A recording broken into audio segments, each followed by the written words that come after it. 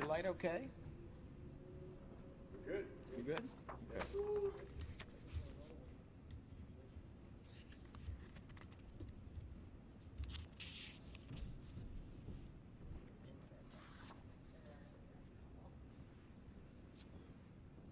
Lamar, do we think Councilmember Jones is going to make it or no? No response yet. All right. Obviously now we'll just say Squilla. No to Jones. No to Councilman Johnson. We have Fiedler. No Pat. Pat's, yeah, he's in the middle of a job. Everybody else is either here or not. Okay, I think that's good.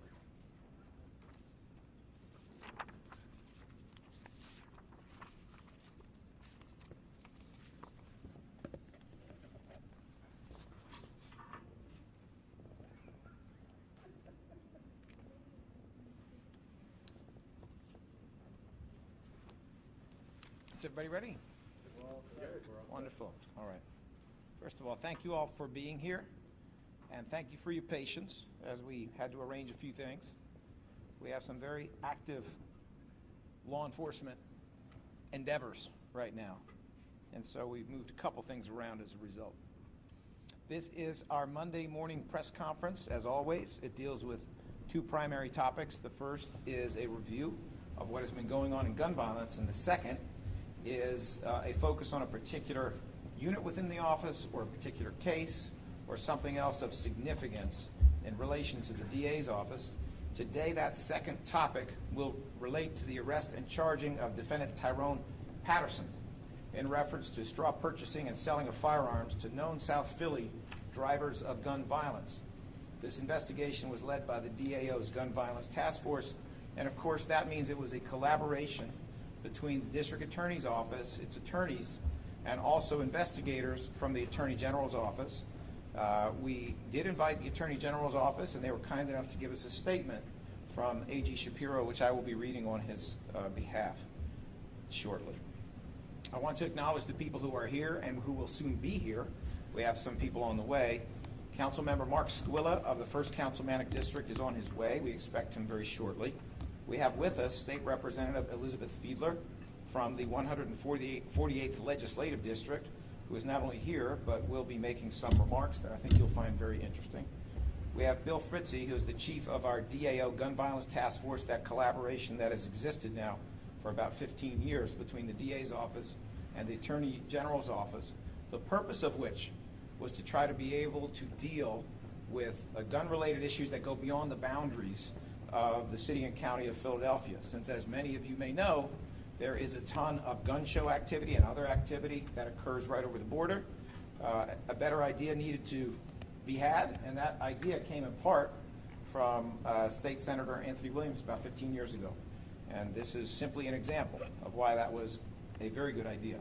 We will shortly have the attendance of Chesley Lightsey, who's the chief of the DAO's Homicide and Non-Fatal Shooting Unit. She is on her way, also dealing with some pretty important activities right now. We may have Deb Watson-Stokes, who is the chief of the DAO Municipal Court Unit, and we have Bishop Darrell Robinson Sr. of the Yesha Ministries Worship Center, which has allowed us to use this location for the purpose of this press conference, and also has its church right across the street. So let me start with the gun crime update for a few moments. Homicides to date are 521. This date last year, it was 462. The increase is about 13%. In terms of the number of homicides that occurred November the 27th through December the 3rd, and that is how we ordinarily report this, we report it through the prior Friday. There were 9 homicides and 22 non-fatal shootings. How does that compare? Well, as we have noted previously, if you actually look at the period of the pandemic, starting in March of 2020 to now, it's a fairly regular average of about 1.5 homicides per day. Needless to say, that is awful. That is truly terrible, but that's what the pattern has been. The pattern before that was significantly less. It was about 1 per day rather than 1.5, and in prior years, sometimes it was below that as well. So when we look at the number 9 homicides over 7 days, what we're looking at is a number that without question is terrible, and these are real lives, these are real people. They have names. 9 is slightly less than the 10.5 that we have seen in general. There were 22 non-fatal shootings. During this period, if we look at the incidents involving gun or gun violence, incidents, arrests, and cases open from November 27th to December the 3rd. There were 223 gun or gun violence incidents, of which there were 63 arrests. So a little over 25% resulted in arrests. And of those 63 arrests, the DA's office opened and charged 62 of those cases. The bail situation continues, in our opinion, to be unacceptable. Based on the data I have before me, when I look at the median bail set for violent offenses with guns, the median bail set, we are looking at $250,000. The bail that we request in virtually every case is $1 less than $1 million or more in some of those cases. So the response that we are getting from the bail commissioners continues to be something like 1/4 of the bail money that we are seeking. And we are seeking it consistently, and we have sought it consistently for gun violence cases since March of 2020. Simply put, cash bail, yet again, fails to do what it needs to do, and that is to make sure people who present a true danger to others and to themselves are in custody pre-trial, but also to make sure that poor people on non-serious offenses do not sit in jail costing taxpayers $150 a day or so when they should be out of custody, especially during a pandemic. Cash bail has failed us once again, and I can only hope that at some point the Pennsylvania legislature will smell the coffee and start to understand that we should do things in ways that work and have worked for decades in places like the District of Columbia.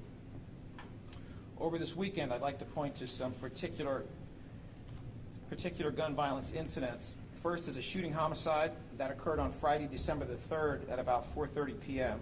in the 1700 block of West Passyunk in the 1st Police District. A black male in his mid-20s was shot one time in the head by an unknown black male. The victim was pronounced on the scene by medics. No arrest has been made at this time, and no weapon has been recovered by the police department at this time. Anyone with information should contact the Philadelphia Police Department's Homicide Unit at 215-686-3334. I see that Chesley Lightsey, our DAO Chief of Homicide and Non-Fatal Shootings, which of course is an organization of attorneys, is here, and she will be available if there are specific questions about particular shooting or homicide cases. The second incident is a triple shooting homicide on Sunday, December the 5th at about 4:30 a.m. This is the 3200 block of North Front Street in the 25th Police District. It was a triple shooting. There was an approximately 22-year-old Hispanic male shot twice in the face and twice in the chest. He was transported to Temple where he was pronounced. There was another young man of about the same age, 22-year-old Hispanic male, shot once in the back, twice in the chest. He was transported to Temple where he was also pronounced. And there was a 21-year-old Hispanic male shot twice in the face, once in the stomach, once in the back. The third victim was transported to Temple where he was placed in stable condition at that time. Anyone with information, please, 215-686-3334. And the third incident to which I want to point is early this morning, on Monday, December 6th, at about 3 o'clock in the morning on the 7900 block of Oxford Avenue, outside of a Wawa in the 2nd Police District. An approximately 21-year-old white male was shot once in the left wrist. He was transported to Jefferson Torresdale Hospital where he was placed in stable condition. No arrest has been made and no weapon has been recovered at this time. Anyone with information, please contact PPD's Northeast Detectives at 215-686-3154. As you know, and as we all know, gun violence has increased during this pandemic all across the nation. There was some increase before that as well.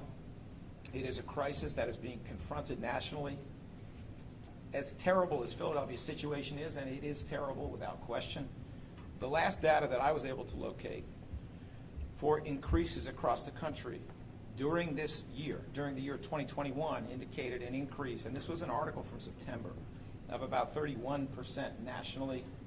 I'm hoping to update that, but I can tell you that as terrible as our situation is with approximately a 13% increase, it appears to be a phenomenon that is being experienced as well in many, many other locations across the country. I want to talk to you now about something that is a huge part of the problem. And that huge part of the problem is straw purchases. It's people who are able to buy guns legally, purchasing those guns, and then turning around and selling them to those who cannot buy them, to people who have felonies or who otherwise are not permitted. Simply put, they are very often selling them to criminals. Because who else with a significant criminal record is so eager to get a hold of a gun? Our CARES team responded to 11 families over the last week, giving advocacy, support, referral services to gun violence victims. And one of the reasons they had to do it is because some people think it's okay to just keep buying guns legally and selling them illegally. They think they're going to get away with it. Well, no, you're not. If you think the way to dig up a little extra holiday money is to buy a gun for X and sell it for more than X, no, you're not. And we are here to talk about exactly how, if you engage in that kind of behavior, just like Tyrone Patterson, you're going to get taken down. And you're not just going to end up prosecuted. You're not just going to end up convicted. You are going to end up permanently marked with a felony, losing your job, doing jail time, being separated from your family. And that's exactly what you should get, simply put. Because what you are doing by being an arms merchant, what you are doing by selling weapons to people who are members of groups and gangs that are actively killing each other and are often accidentally killing bystanders, what you are doing is every bit as bad as what they are doing. I want to highlight that there has been a very long-standing and very positive collaboration between the AG's office and the DA's office with its gun violence task force. We will have remarks in a moment from Bill Fritzy, who works with the DA's offices and is the chief of our gun violence task force. We give the lawyers, the AG's office gives the agents. And it works that way partly because the agents can roam. They can be in Philly, but they can also be outside of Philly at the gun show in Oaks, or they can be in other counties because they are statewide. But it is a close collaboration. It's a very capable collaboration. And it's done with people such as Pat Mangold, who is an agent in charge of many other agents there who are very, very familiar with Philadelphia. Pat Mangold was actually a Philadelphia police officer, Philadelphia homicide detective for many years before he went to the AG's office, someone I personally have known for 25 years, if not longer. In a moment, I'm going to ask ADA Bill Fritzy to provide an overview of this investigation, the arrest, and the charges of Mr. Patterson. But I think it's important to understand the nuts and bolts of how this works and how this happens. Greetings to Councilmember Squilla. Thank you for being able to be with us here today, Councilmember. We truly appreciate it. And we will ask you in a little bit if you have any remarks. You'll be welcome. Don't have to, but you'll be welcome to provide them. I'm going to ask Mr. Fritzy to come up and explain the case.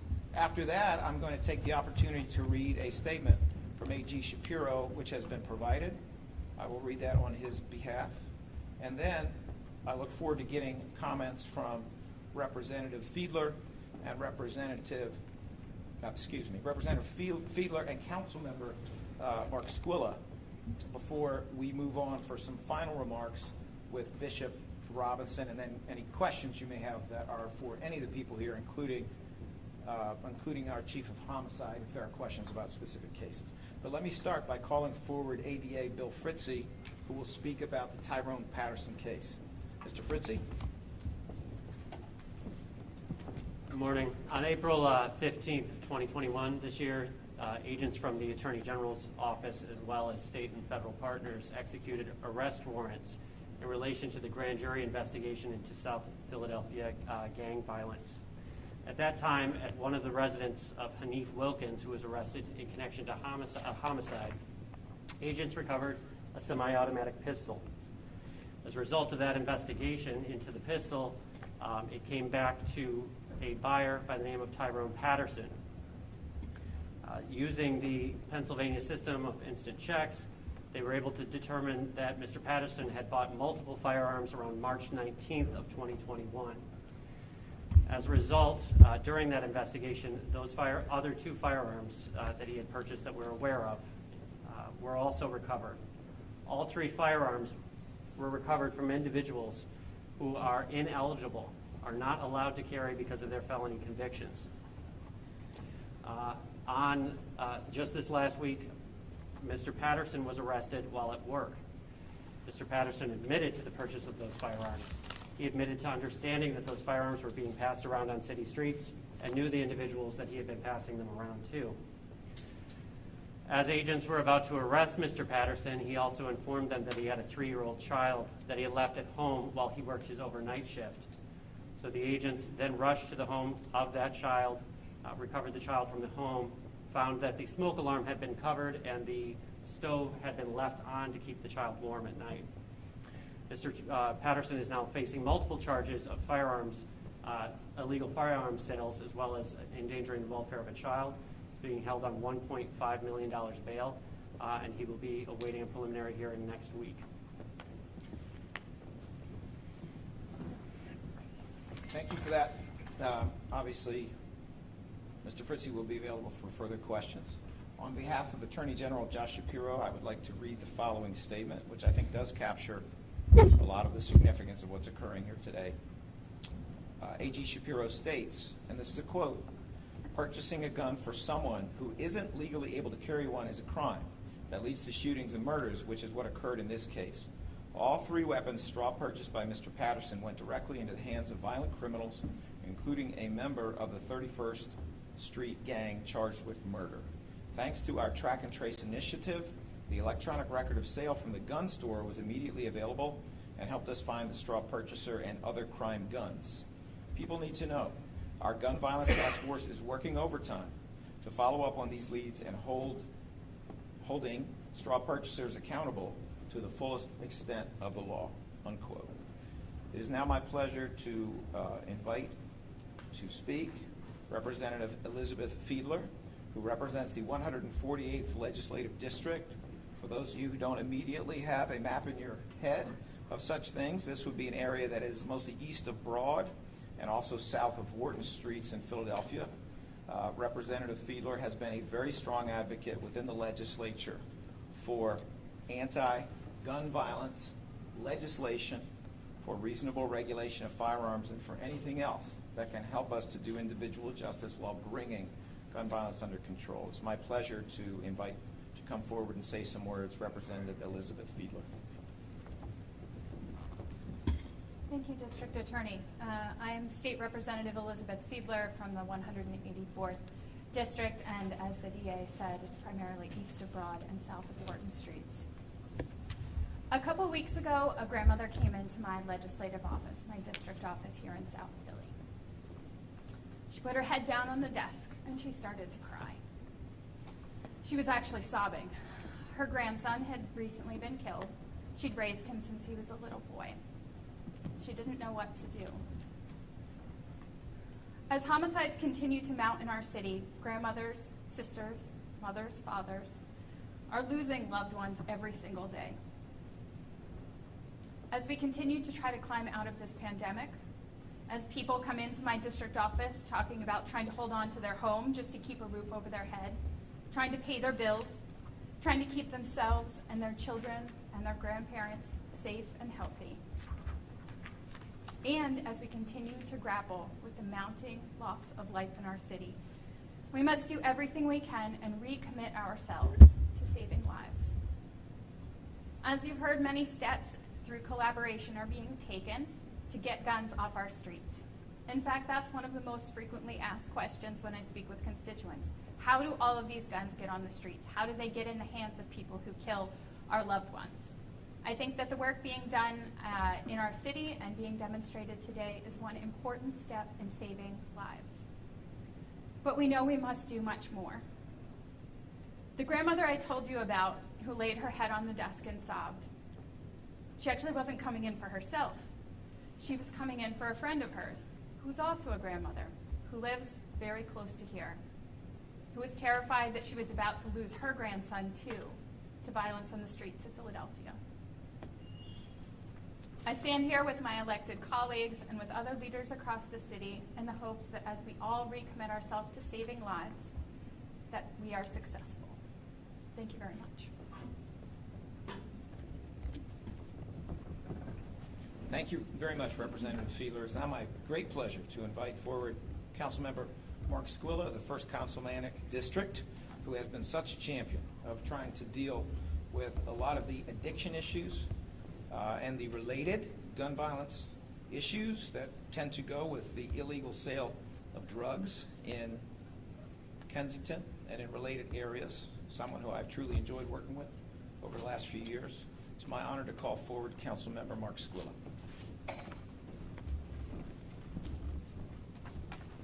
Thank you, D.A. Krasner, and I just want to say how important it is to be here today, because this is a true collaborative effort. We cannot do this by ourselves individually, and as Rep. Fiedler had so eloquently stated, how important it is to let our residents know that we are doing everything we can to make sure that we are taking guns off the street. Guns and people are shooting our young people, are killing our young people and our family members. The straw purchasers have to know that there's consequences to this action. This announcement is so important to let people know that there will be consequences to straw purchasers. Representing the Kensington area and South Philadelphia, we have a lot of gang violence. There is businesses being proposed that people actually rent guns for weekends. They rent guns from people who purchase them, use them, and then bring them back.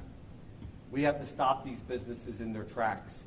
This, today, what we're hearing about the straw purchase, and also to make sure that we are enforcing that law, that if somebody does purchase a gun and gives it to somebody who then commits a crime, they will be charged with a crime, which it is. So I want to thank D.A. Krasner for bringing this, the District Attorney's Office. I also want to thank the Attorney General. But everyone, we have to work in the same direction if we're really going to make a dent in the murderous happenings that we're having here in the city of Philadelphia.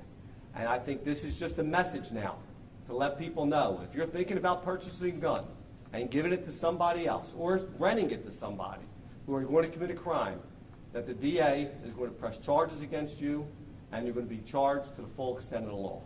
Thank you.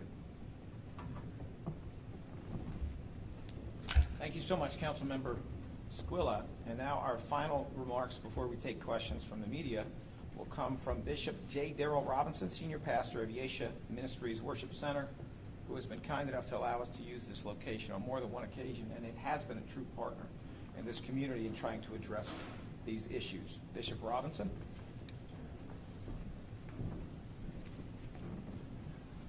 We are grateful to God for our DA Krasner and for all of the political representation here. I want to say that we are in heavy crisis mode. For the last month, I've done too many funerals. It's hurting, it's painful to see droves of young people come in crying, family members crying, mothers, fathers crying. It's extremely painful, especially to know that the community can do something about it. We want law enforcement, we want the DA's office to do everything that they can do. But I want to just take this moment to make a plea to our community, to our parents, and to our youth. We can do better than this. We're not trying to break records on how much we can kill each other. We've got to do better. We've got to do better. And so I say to our community, let's seek to change the culture, to to my fellow pastors and religious leaders, let us do as much as we can do to communicate across our pulpits that this is unacceptable behavior. And then this initiative to stop this straw purchasing. We must pay close attention to this, because those young people that don't realize they're helping to hurt the community, you must realize you have to stop. And so to the DA's office and to those that are working very diligently, Bishop Robinson and Yesha Ministries, we're here to be a help. God bless you.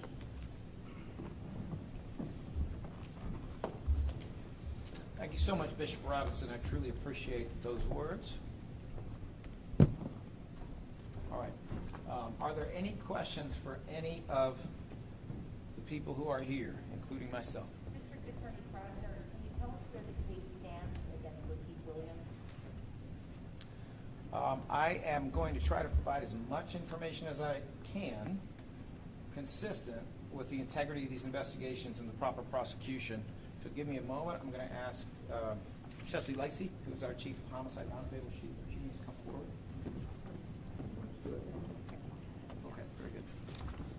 Hi, good morning. I don't have, Lateef Williams is listed for a preliminary hearing. Unfortunately, I don't have the date with me here today. It will be sometime within about the next 10 days, and I just didn't come prepared with that information. He is in custody. I'm sorry. I'm confusing cases, so now I apologize. And I'll so the case stands that arrest charges have been approved against Lateef. Lateef is, in fact, in custody. He was turned in by his attorney.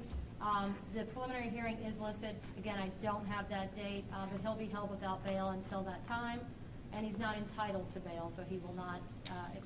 It couldn't be granted unless somehow the case was knocked out, which we have no reason to believe would happen. Has he been talking to investigators or prosecutors? That I cannot get into. On that same case, he was previously arrested on an armed robbery charge. The charge was your office dropped the charges because a witness did not show it. Do you all know at this point where he got the gun in the first case and the gun in the case in which he killed the young man at Tennessee? We do not have information about where the gun came from. No. Do you believe it was a straw purchase or related to the very issue that you're bringing up today? You know, it's hard to say. So certainly Lateef Williams couldn't own that gun legally, given his age, but also, given his age. So he clearly was holding it illegally. We don't have information yet. First of all, we didn't recover a gun at this point. So in order to be able to trace it back to someone, we would need to actually have the weapon, which we currently do not have. But certainly, whether it was through a straw purchase or whether a gun's just being purchased on the street from other folks who are already holding it illegally or have stolen it, the gun was not legally possessed. Dean Krasner, with the upcoming holidays and some of these people walking around with illegal guns, is there concern that with families heading to the city for shopping and good times with their families, that crime may go up even more? Thinking about this, last Thursday, there was a 7-year-old guy at the Fashion District. 3 guys walked up to him to rob him. He said he didn't have any money, and they assaulted him. Thankfully, he survived. But thinking about the holidays, do you think crime may go up because these people just don't fear the criminal justice system? So I think it's important, as we report on what is a true crisis when it comes to gun violence in the United States and also in Philadelphia. I think it's important that we don't let this become mushy and bleed into the notion that there's some kind of a big spike in crime. There isn't. There is not a big spike in crime. That is not true. There is also not a big spike in violent crime. Neither one of these things is true.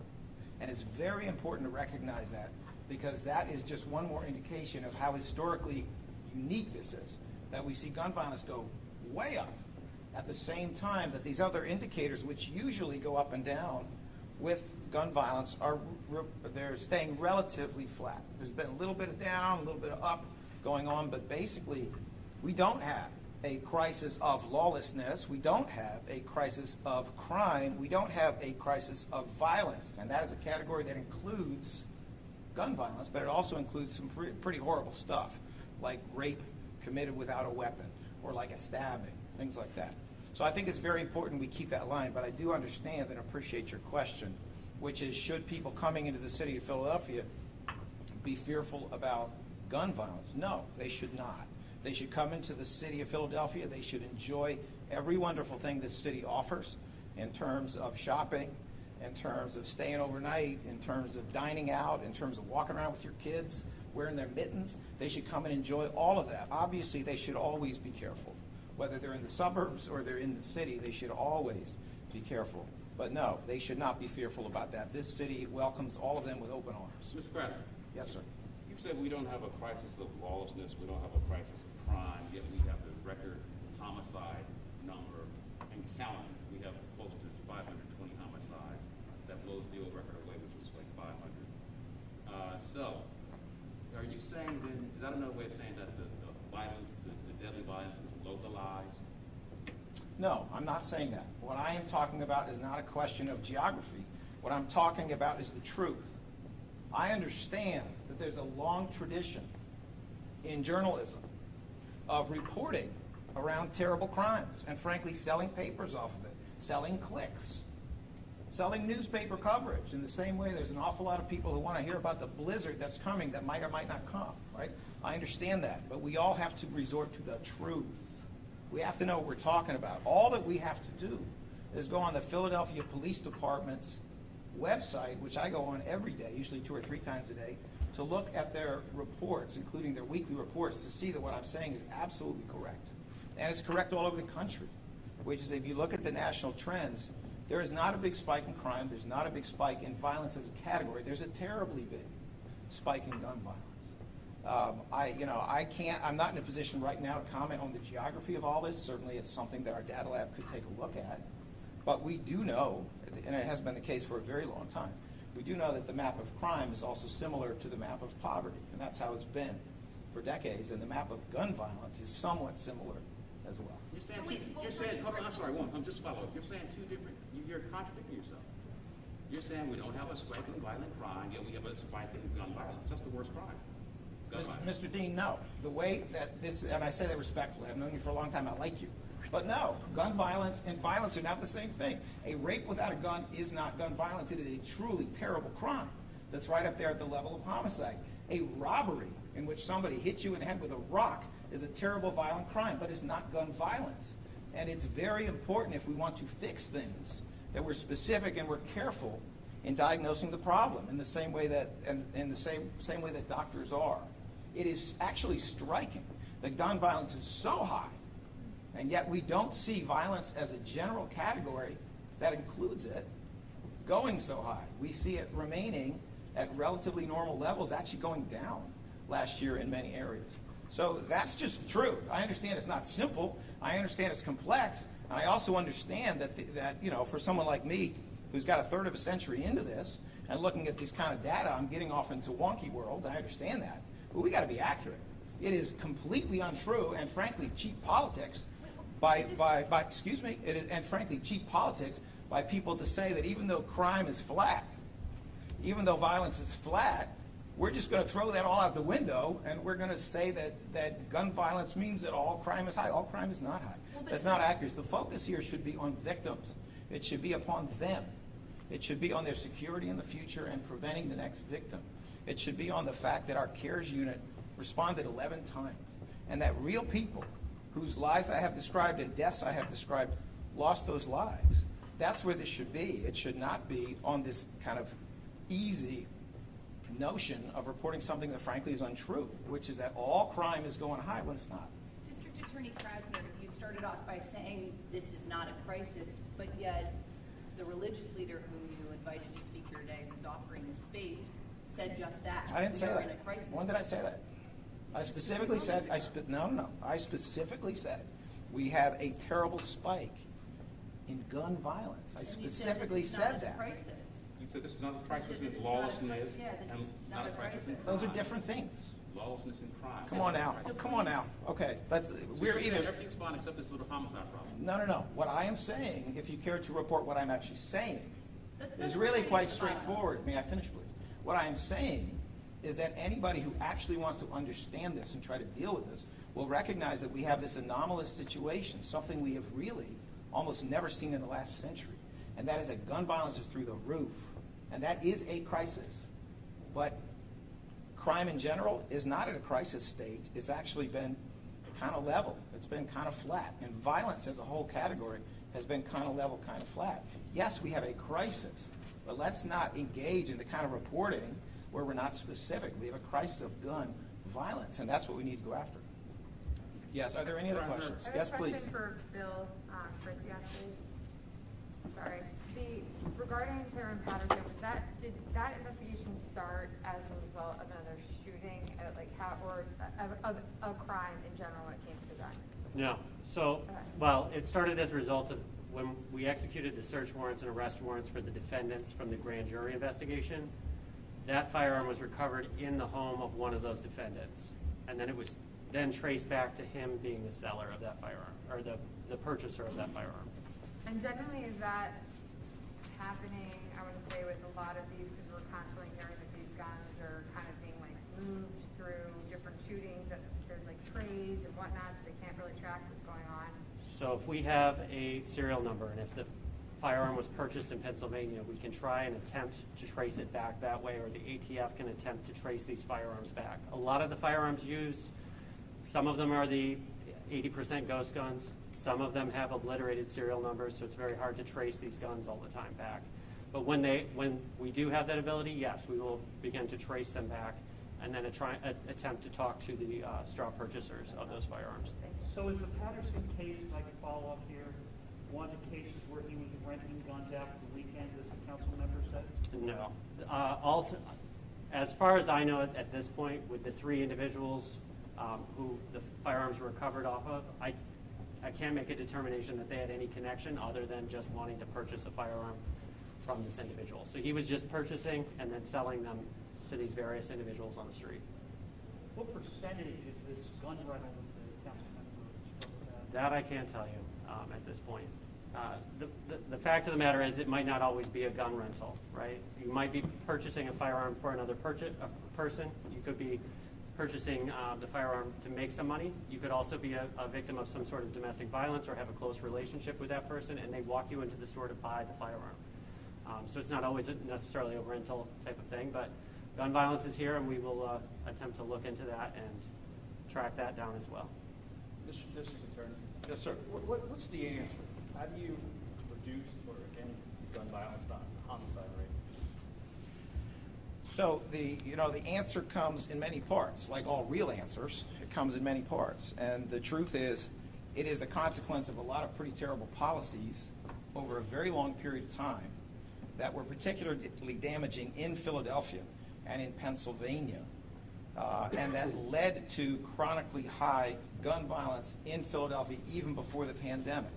The pandemic then came, and what we have seen, and I think you will find pretty universal agreement among criminologists, is that when the pandemic came and you had the shutdown of all sorts of things that had value in terms of preventing young people from shooting young people, which is what we're seeing. When all that prevention was stripped away, we saw this terrible spike happening everywhere where it was stripped away. And it was stripped away all across the country, obviously especially in big cities, but it was stripped away all across the country. So what kind of prevention am I talking about? I'm talking about open classrooms, open high school classrooms, talking about organized sports in and out of school. We're talking about summer camp. We're talking about job programs for young people who are poor. We're talking about normal employment that takes place within the context of a free market economy. You know, kids jumping in the back of a rusty van to go haul broken drywall for a local contractor who's doing kitchen remodeling, the kind of stuff I did when I was a teenager. All that stuff disappeared. And the other thing that disappeared is programming in houses of worship. You know, that's a big deal. Houses of worship play a tremendous role in Philadelphia and in society in terms of addressing a significant portion of our youth. We're talking rec centers closed, swimming pools closed. So when you shut all that down, I'm 60 years old in my whole life, I've never seen organized sports shut down both in and out of school, never seen it. When you shut all of that down and you also start to close places where young people can just go to engage in pastimes or to do ordinary things, you have bad consequences. I don't think there's any criminologist in the country who will disagree with that. Some other things happen too, including a record buy of firearms happened. Nobody wants to talk about that, but a record buy of firearms happened. And what did it do? Well, one of the things it did is it enabled somebody like Patterson, who didn't have a felony conviction, who is a lawful purchaser. This is a guy who's got a job. You know, he's walking around the street. You might think this guy is Joe Citizen. Well, there's a lot of Joe Citizens out there who can walk into a gun shop, some of them men, a lot of them women actually, who've been pressured or coerced or persuaded or just who want to make some dollars, who go in and buy these things, these guns, and then they put them on the street in ways that are incredibly damaging to society. And we have to be real, that when you just keep flooding a society that already has more guns than people with more guns, multiple millions of guns were sold after the beginning of the pandemic, then you're going to have these problems. Yeah, So, excuse me. So what you have is, what you had with the pandemic was a stripping away of this prevention. The good news, of course, that comes from this is if we stop doing a lot of the dumb stuff that's been done nationally and especially in this city around criminal justice, which has been the stripping away of money from things that prevent crime to put them into jails, if you stop that, and if you also have people actually getting their vaccines, and you have a fuller reopening of society, thank goodness we do have some reopening of society, you're going to see some benefits coming from that. If we could then go from that to sensible regulation of firearms, so it isn't so easy for somebody to purchase guns lawfully and then become an arms merchant, which is what Patterson did here. You're starting to get down the road. Now there's another aspect to this, an enforcement aspect, which is forensics. And this city, the whole country, but especially this city, is frankly decades behind where it should be in terms of its capacity to do forensics.